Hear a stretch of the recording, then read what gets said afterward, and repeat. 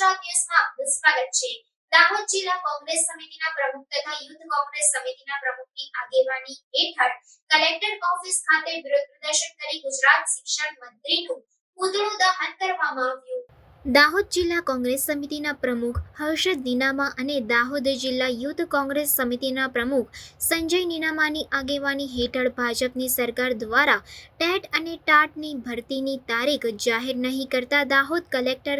Office ખાતે વિરોધ પ્રદર્શન કરી રસ્તા રોકો આંદોલન કરી ગુજરાત શિક્ષણ મંત્રી કુબેર ડિંડોરનું પુતળું દહન કરવામાં આવ્યું હતું। સમગ્ર ભારત દેશમાં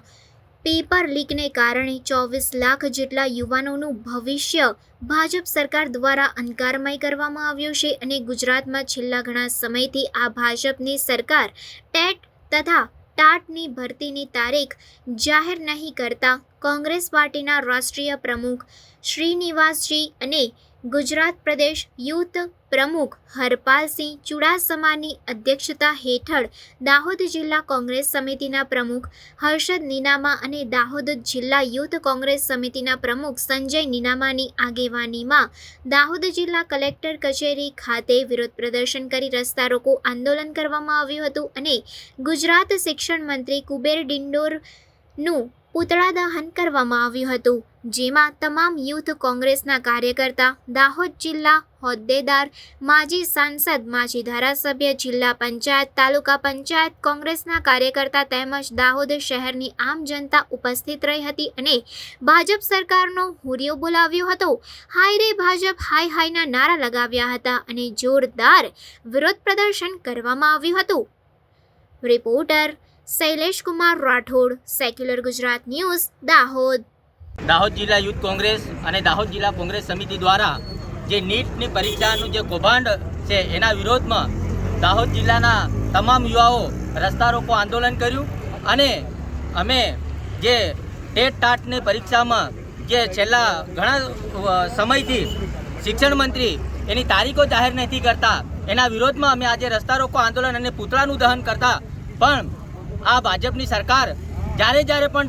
ડરે છે ત્યારે પોલીસને આગળ કરે છે અને પોલીસે પણ અમારા કાર્યકર્તાઓને ડિટેન કર્યા। એટલે આજરોજ અમે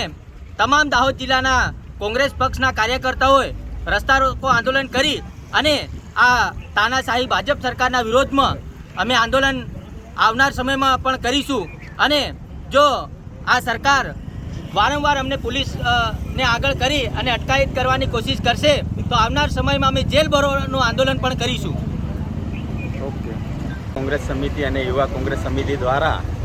અહીંયા અમે કલેક્ટર ઓફિસની બહાર પુતળા દહનનો કાર્યક્રમ અને રસ્તા રોકો આંદોલન કર્યું હતું કે જે નીટની પરીક્ષાની અંદર જે પેપર ફૂટ્યા એ ફરીથી તાત્કાલિક પરીક્ષા લેવાય અને વારંઘડીએ ગુજરાતની અંદર અને ભારત દેશની અંદર વારંઘડીએ પેપરો ફૂટે છે એ ના ફૂટે અને યુવાઓ વિદ્યાર્થીઓના